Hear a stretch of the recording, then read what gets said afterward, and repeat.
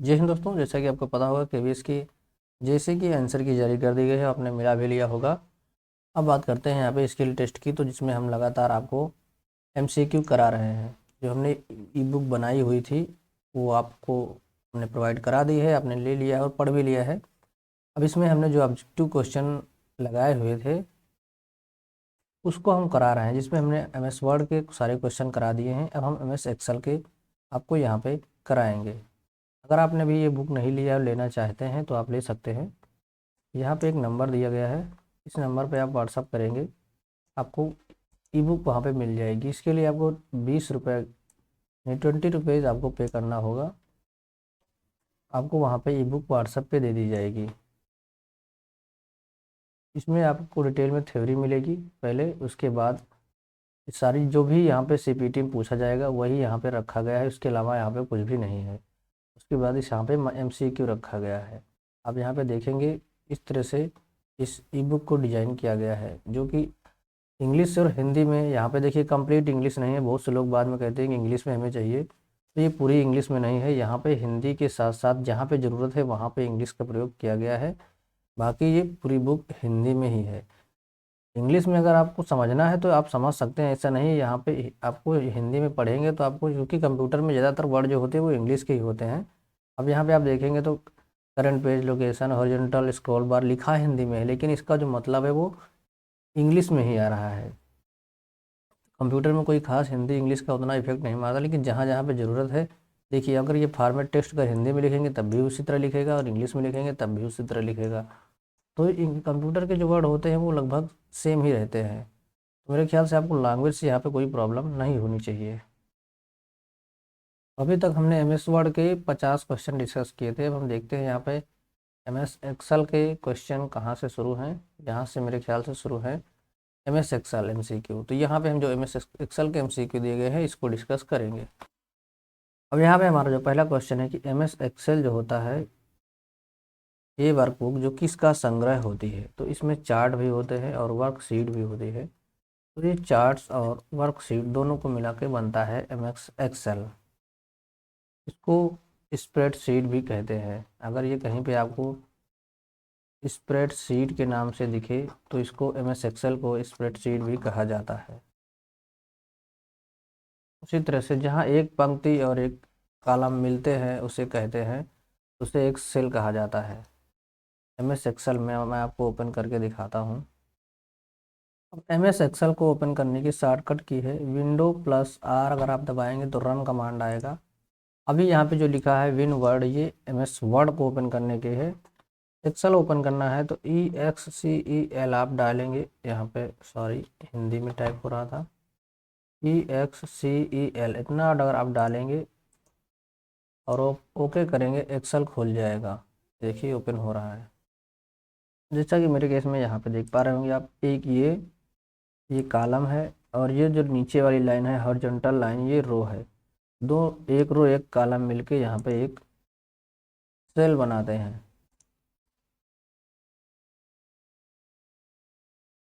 Next question देखते हैं। Spreadsheet में गणना कैलकुलेटर करने के लिए आपको किसकी आवश्यकता होती है। ये यहाँ पे बता रहा है इसका उपयोग करने की आवश्यकता होती है। ये स्प्रेडशीट का मतलब ही एक्सेल होता है।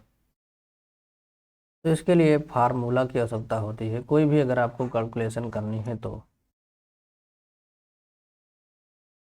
नेक्स्ट क्वेश्चन है एमएस एक्सेल फाइलों का डिफ़ॉल्ट एक्सटेंशन क्या होता है।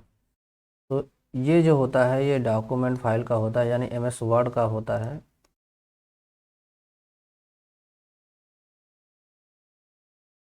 एमएस वर्ड का होता है। अब जो हो रहा है वो DOCX रहता है, यहाँ पे एक्स नहीं ना, डॉक्स नहीं होता, DOCX रहता है, डॉक डॉक और उसके बाद एक्स रहता है। इसी तरह यहाँ पे XLSX है। तो ये एमएस एक्सेल का एक्सटेंशन है। नेक्स्ट क्वेश्चन है पूरे कॉलम को छिपाने की शॉर्टकट की क्या होती है। यानी यहाँ पे कॉलम को छिपाने की बात की जा रही है, तो इंग्लिश में बोले तो हाइड की जाने की बात की जा रही है। चलिए देखते हैं एक्सेल पे चल के। दोस्तों यहाँ पे देखिए कॉलम को छिपाने का मतलब ये है जैसे यहाँ पे ABCDEFGH लिखा हुआ है, अगर हम यहाँ पे F कॉलम को पूरा को हाइड करना चाहते हैं तो कहीं पे भी यहाँ पे हम माउस रख के कंट्रोल+0 दबाएंगे, F गायब हो जाएगा। देखिए यहाँ पे F गायब हो गया। E को हटाना है तो E भी गायब हो जाएगा। G को हटाना है कंट्रोल+0 दबाएंगे, G गायब होगा। इसी तरह से अगर हम 2-3 कॉलम हटाना चाहें यहाँ पे तो उतना सेलेक्ट करके 0 कर देंगे, सारे कॉलम गायब हो जाएंगे। तो यही यहाँ पे पूछा गया है, कंट्रोल+0 इसका सही आंसर हो जाएगा। नेक्स्ट है रो को छिपाने की शॉर्टकट की क्या है। अभी तो हमने कॉलम को छिपाया है, अब रो को हम छिपाएंगे। तो रो को छिपाने के लिए हम यहाँ पे हम 5वीं रो को देखते हैं हटा के हटती है या नहीं। तो अब हम यहाँ पे प्रेस करेंगे कंट्रोल 9, तो ये गायब हो जाएगी। अभी हमें यहाँ पे 7वीं की को हटाना है तो कंट्रोल 9, 7वां भी गायब हो गया। 8वां को हटाना है तो कंट्रोल 9, यहाँ पे माइनस हो गया मेरे ख्याल से, हमने F9 दबा दिया है। तो हमको 8वां हटाना है तो कंट्रोल 9, 8वां भी हट गया। 10वां हटाना है कंट्रोल 9, 10वां भी हट गया। अब यहाँ पे आप देखेंगे आर्डर यहाँ पे चेंज हो गया है, 7, 8, 10 ये सभी डिलीट हो चुके हैं। 15वां को हटाना है कंट्रोल 9, 15 भी हट जाएगा। तो आप यहाँ पे अगर कॉलम हटाएंगे तो कंट्रोल 0 से, और यहाँ पे रो हटाएंगे तो कंट्रोल 9 से। इसका जो सही आंसर होगा कंट्रोल+9 हो जाएगा। अब यहाँ पे MS एक्सेल में पूरे कॉलम का चयन करने के लिए क्या दबाया जाएगा, ये आपको बताना है। पूरे कॉलम को सेलेक्ट करने के लिए दोस्तों यहाँ पे कंट्रोल+S से सेव होता है, कंट्रोल+C से कॉपी होता है, लेकिन यहाँ पे कंट्रोल+Shift+A से तो कुछ होगा ही नहीं, और इनमें से जो सही आंसर होगा वो इनमें से कोई नहीं। तो यहाँ पे जो क्वेश्चन है इसका क्या आंसर होगा वो हम आपको बताते हैं। जैसे आपको कोई भी यहाँ पे रो या कॉलम सेलेक्ट करना है, तो इसका फार्मूला जो है यहाँ पे कहीं भी आप जो भी कर्सर रखेंगे कंट्रोल+Shift, उसके बाद आपको आपके कीबोर्ड की एरो की दबानी है, जो आपके यहाँ पे अप डाउन लेफ्ट राइट की होती हैं। अगर आप राइट की दबाएंगे या लेफ्ट की दबाएंगे तो आपको देखेंगे आप उसके अगर राइट दबाएंगे तो उसके राइट का कॉलम सेलेक्ट होगा, राइट का रो सेलेक्ट होगा। अगर आप लेफ्ट दबाते हैं तो पूरा सेलेक्ट हो जाएगा। ठीक, अब हम यहाँ से कंट्रोल+Shift ऊपर वाली की दबाते हैं, अप वाली, तो अब आप देखेंगे पूरा ऊपर का कॉलम सेलेक्ट हो गया है। उसी तरह से डाउन सेलेक्ट करेंगे तो डाउन का पूरा कॉलम सेलेक्ट हो जाएगा। यहाँ पे देख पा रहे होंगे ये कॉलम सेलेक्ट हो चुका है। तो यहाँ पे जो क्वेश्चन पूछा जा रहा है उसके हिसाब से यहाँ पे कंट्रोल+Shift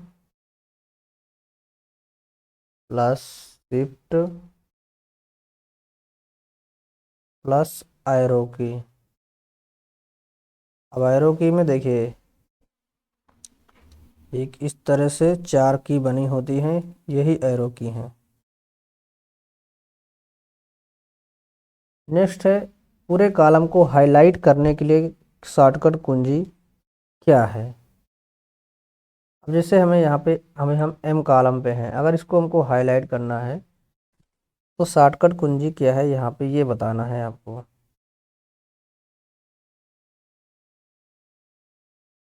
तो इसके लिए हम कंट्रोल स्पेस बार का प्रयोग करेंगे हाईलाइट करने के लिए। तो यहाँ पे इसका जो सही आंसर होगा वो तीसरा हो जाएगा। फिर है MS एक्सेल में नई वर्कबुक को बनाने के लिए शॉर्टकट कुंजी क्या होती है, ये आपको बताना है। अब MS एक्सेल में आपको नई वर्क कुंजी अगर बनाना है तो आप जहाँ पे आएंगे माइक्रोसॉफ्ट ऑफिस वाले बटन पे, यहाँ से न्यू आप सेलेक्ट कर सकते हैं, तो नई वर्कबुक आ जाएगी। अब अगर इसको आपको शॉर्टकट की के थ्रू सेलेक्ट करना है तो कंट्रोल N दबाएंगे तो भी ये नई आ जाएगी। इसका सही आंसर होगा वो पहला होगा कंट्रोल+N। दूसरा है सर्च बॉक्स बनाने के लिए दबाएं, यानी आपको सर्च बॉक्स लाना है, सर्च बॉक्स लाने के लिए क्या कुंजी दबाई जाएगी ये आपको बताना है।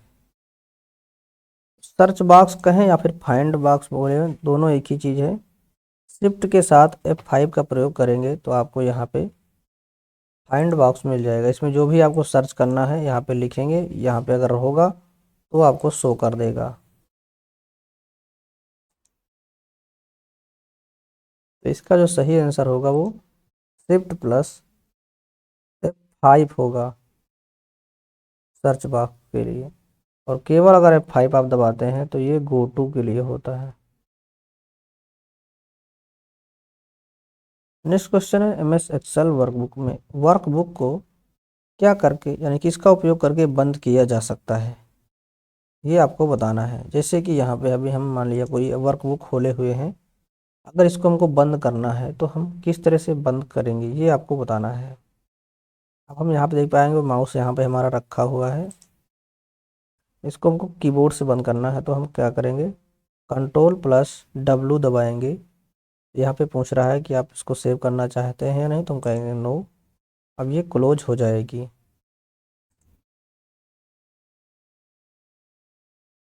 तो यहाँ पे जो क्वेश्चन पूछा जा रहा है यही इसका आंसर होगा, Ctrl+W। तीसरा ऑप्शन सही हो जाएगा। ओपन वर्कबुक के बीच किस कुंजी का उपयोग करके आसानी से स्विच किया जा सकता है, यानी स्विच करने के लिए यहाँ पे बताया जा रहा है, यहाँ पे बीच होगा।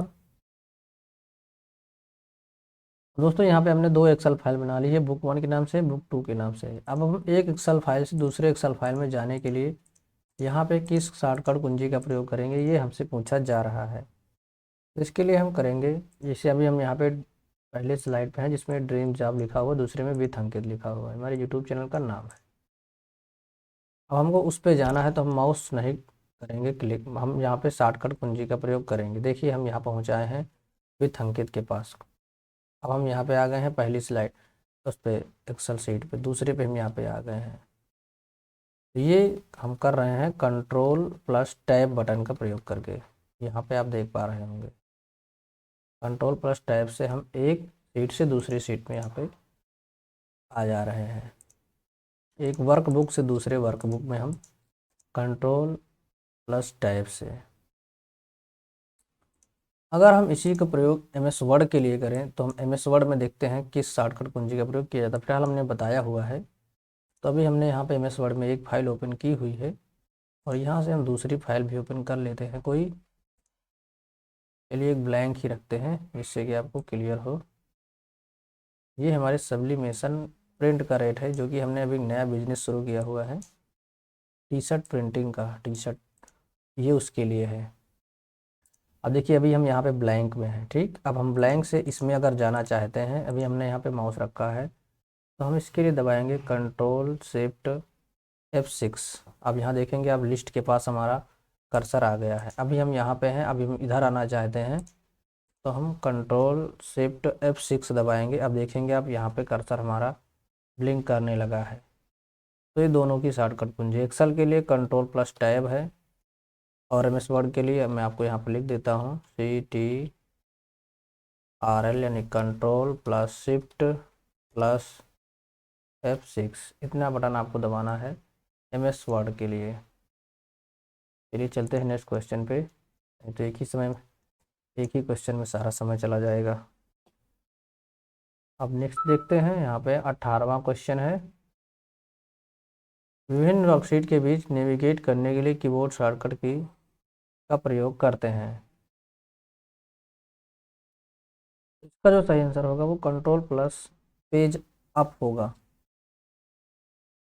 वर्कशीट में स्पेलिंग चेक करने के लिए आप कौन सी कुंजी दबाएंगे ये आपको बताना है। ये F7 है, इसका प्रयोग MS वर्ड में भी हमने किया था और इसमें भी F7 ही है। यहाँ पे जब आप F7 प्रेस करेंगे तो ये चेक करेगा, देखिए spell check complete, you are good to go. अब नेक्स्ट देखते हैं, हमें एक्सेल में चार्ट शीट की शॉर्टकट कुंजी क्या होती है। चार्ट बनाने के लिए शॉर्टकट की किसका प्रयोग किया जाता है।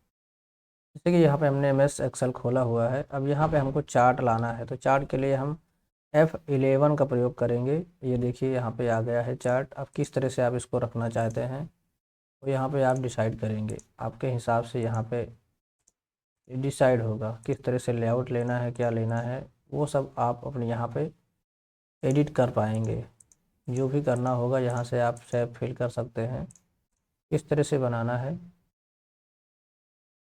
तो इसका जो शॉर्टकट की है वो F11 है। निम्नलिखित में कौन सा MS एक्सेल शब्द नहीं है? निम्नलिखित में से MS एक्सेल का शब्द नहीं है। सेल है, रो है, कॉलम है, डॉक्यूमेंट नहीं है। ये डॉक्यूमेंट यानी डॉक का है। MS एक्सेल में कौन सा चार्ट बनाया जा सकता है? पाई चार्ट बनाया जा सकता है, लाइन चार्ट बनाया जा सकता है, और यहाँ पे एरिया चार्ट, उपरोक्त सभी चार्ट बनाए जा सकते हैं। निम्नलिखित में कौन सा पेज सेटअप डायलॉग बॉक्स, कौन सा विकल्प पेज सेटअप डायलॉग बॉक्स में स्थित नहीं है? ये यहाँ पे पूछा जा रहा है। Margin, page break, preview, page orientation and headers. यहाँ पे हेडर्स एंड फुटर्स होना चाहिए था, हेडर्स एंड फुटर्स। कौन सा नहीं है चलिए मैं आपको दिखाते हैं। यहाँ पे जब हम एक्सेल ओपन करते हैं इसको जब हम प्रिंट पे ले जाते हैं तो ये प्रिंट सेटअप आपको यहाँ पे देखने को मिलेगा। अब यहाँ पे देखिए पेज है, मार्जिन है, हेडर फुटर है, चार्ट है। ऑप्शन यहाँ पे हमारे पास क्या क्या है?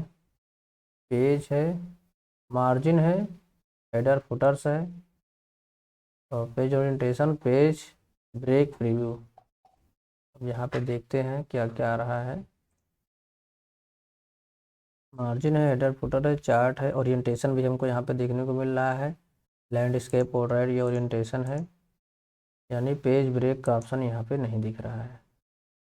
अब देखते हैं इसका सही आंसर क्या है। तो पेज ब्रेक प्रीव्यू यही इसका सही आंसर होगा। ये नहीं होता है, बाकी के सभी होते हैं। अब यहाँ पे दे रहा है कि आप क्या चुनकर शॉर्ट डायलॉग बॉक्स खोल सकते हैं, ये बताना है आपको। इसका जो सही आंसर होगा वो होगा डाटा चुनकर आप शॉर्ट डायलॉग बॉक्स खोल सकते हैं। जैसे कि हम यहाँ पे आपको एक्सेल शीट ओपन करके दिखाते हैं। ये हमने कोई एक्सेल शीट ओपन की है। अब यहाँ पे हम कोई भी डाटा अभी हमने इनपुट नहीं किया है, तो चलिए पहले हम इसको इनपुट करते हैं। कहाँ से कर देते हैं। यहाँ पे हम मान लिया 1 लिख दिया, उसके बाद हमने इसको 3 लिख दिया, 2 लिख दिया, उसके बाद 4 लिख दिया, फिर हमने यहाँ पे 7 लिख दिया, यहाँ पे हमने क्या बचा बीच में 5 लिख दिया। ठीक, हम इस डाटा को सिलेक्ट करेंगे। सिलेक्ट करने के बाद हम यहाँ पे राइट साइड में आप देखेंगे सॉर्ट या फिल्टर का ऑप्शन मिलेगा। यहाँ पे हम ऑप्शन जाएंगे। अब जिस तरह से हम इसको सॉर्ट करना चाहें कर सकते हैं। अभी ये हमारा कोई ऑर्डर नहीं है, मिक्स है। अगर इसको हम छोटे से बड़ा करना चाहें तो सॉर्ट स्मॉल टू लार्जेस्ट करेंगे, तो आप देखेंगे 1 2 3 4 5 इस ऑर्डर में हो गया है। अगर इसको हम डिक्रीजिंग ऑर्डर में करना चाहें तो लार्जेस्ट टू स्मॉल कर देंगे, तो यहाँ पे देखिए 7 5 4 3 2 1 इस तरह से हो गया है। ये यहाँ पे सॉर्टिंग का सिस्टम है। तो यहाँ पे इसमें डेटा आंसर सही हो जाएगा। उसके बाद हमारा 25वां क्वेश्चन है हाइपरलिंक हो सकते हैं टेक्स्ट, पिक्चर, ड्राइंग ऑब्जेक्ट उपयोग में से सभी। तो ये सभी हो सकते हैं, टेक्स्ट भी हो सकता है, पिक्चर भी हो सकता है, और ड्राइंग ऑब्जेक्ट भी हो सकते हैं। उपरोक्त में से सभी। हाइपरलिंक क्या होते हैं पहले मैं आपको बता देता हूँ। हाइपरलिंक वो होता है जैसे आपने कोई वर्ड जिस पे लिखा होता है, आप देखे होंगे वेबसाइट पे या फिर कहीं भी जब ओपन करते हैं तो लिखा रहता है क्लिक हियर। ठीक, तरह से लिखा रहता है। जब उस पर आप क्लिक करते हैं तो एक नई वेबसाइट पे चले जाते हैं, तो उस पर एक लिंक रहता है, वही होता है हाइपरलिंक। जैसे ये मेरा मान लिया हिंदी का हमने एक PDF बनाया हुआ है स्वर संधि का। अब यहाँ पे देखेंगे हमने एक, ये हमारा चैनल का नाम है, ये व्हाट्सअप ग्रुप है हमारा, एक कदम सफलता की ओर, क्लिक हियर टू ज्वाइन। जब आप इस पर क्लिक करते हैं तो आप व्हाट्सअप ग्रुप पे चले जाएंगे। आप देखेंगे यहाँ पे ज्वाइन चैट। अब ये ग्रुप ज्वाइन करने का ऑप्शन यहाँ पे देने लगा है। तो ये एक हाइपर लिंक होता है जो कि इस वर्ड पे लगाया गया है।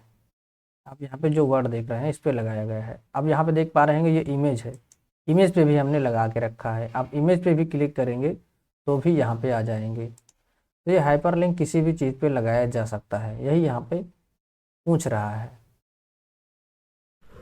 दोस्तों इसके आगे क्वेश्चन हम नेक्स्ट वीडियो में लेके आएंगे। वीडियो अच्छा तो लाइक करिए और चैनल पर नए सब्सक्राइब नहीं किया है तो कर लीजिए। ई बुक लेना चाहें तो आप दिए गए नंबर पे व्हाट्सअप करके आप ले सकते हैं। मिलते हैं नेक्स्ट वीडियो में, तब तक के लिए बाय, टेक केयर, जय हिंद, वंदे मातरम। और कोई क्वेरी है तो आप कमेंट बॉक्स में कमेंट करके पूछ सकते हैं।